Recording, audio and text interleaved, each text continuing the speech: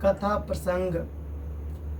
काम कोह मदमोहन सावन, विमल विवेक विराग बढ़ावन। सादर मज्जन पान किएते, अमिटहि पाप परिताप हिएते। काम, क्रोध, मद और मोह भगवान राम का स्मरण करने से, भगवान राम के चरित्र का गान करने से, कथा सुनने से काम, क्रोध, मद और मोह का नाश हो जाता है। काम क्या होता है? संसारी सुख भोग को काम कहते हैं। धन कमाकर घर द्वार बनाने में, जमीन लिखाने में, माता पिता लड़की लड़का पालने में, पोसने में भगवान को लोग समय नहीं देते। भगवान का कथा सुनने के लिए, भगवान का गान करने के लिए समय नहीं मिलते। कर्म करते हैं जब क्रोध को लेकर किसी से मार झगड़ा लड़ाई कर लेते हैं तो क्रोध है। मद हमारे में इतनी विद्या है, योग्यता है, धन है, इसका नशा आ जाता है, अभिमान घमंड हो जाता है, उसको मद कहते हैं। मोह, शरीर में अंता और ममता करना, शरीर संबंधी माता पिता भाई भौजाई स्त्री पुत्र में ममता करना मोह है। उस माता पिता लड़की लड़का पत्नी में ममता करके भगवान को ही भूल जाते हैं लोग। तो भगवान राम का, भगवान कृष्ण भगवान का जितना कोई लीला का गान करेंगे, कथा को सुनेंगे, उतना ही काम, क्रोध, मद और मोह का नाश हो जाता है। और जैसे ही नाश हो जाता है तो भगवान का कथा ज्ञान, पवित्र ज्ञान और वैराग्य को बढ़ाने वाला होता है। जब भगवान का हम स्मरण करेंगे, कथा ज्ञान को सुनेंगे, रामचरितमानस गीता पढ़ेंगे, कथा सुनेंगे तो ज्ञान प्राप्त होता है।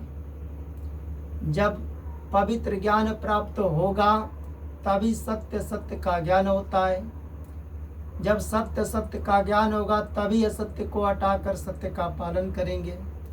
धर्म अधर्म का ज्ञान होता है तो अधर्म को हटा करके धर्म का पालन करेंगे। न्याय अन्याय का ज्ञान होता है तो अन्याय को हटाकर न्याय का पालन करेंगे। अहिंसा हिंसा का ज्ञान होता है तो हिंसा हटाकर अहिंसा करेगा आदमी। तो भगवान के कथा सुनने से ज्ञान वैराग्य को बढ़ाने वाला है।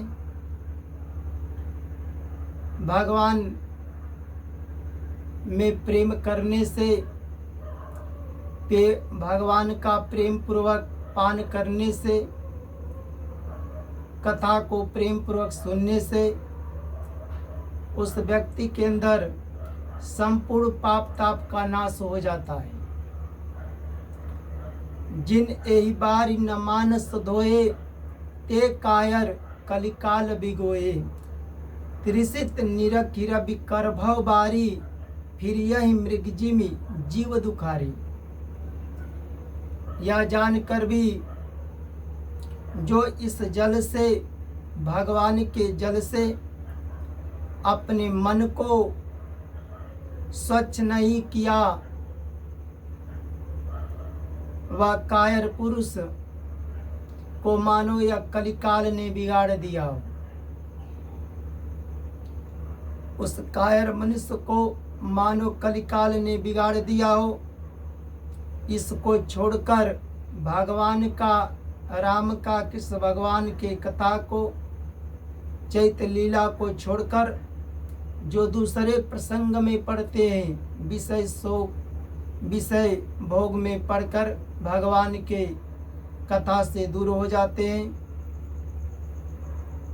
वे प्राणी इस जीवन में दुख पाते हैं और सदा के लिए दुख पाते हैं। जैसे हरिण मृग तिसरा के जल के पीछे भागते फिरते हैं, वैसे ही यह प्राणी शरीर को छोड़कर अन्य योनियों में आते जाते रहते हैं। पशु पक्षी कीट पतंग सांप बिच्छुओं में आते जाते रहते हैं। इसलिए यह मनुष्य का शरीर मिला है। कर्म करते रहो, भगवान का स्मरण, कथा ज्ञान को सुनो, तभी मनुष्य धर्म के अनुसार कर्म कर सकते हैं। जय जय सीताराम।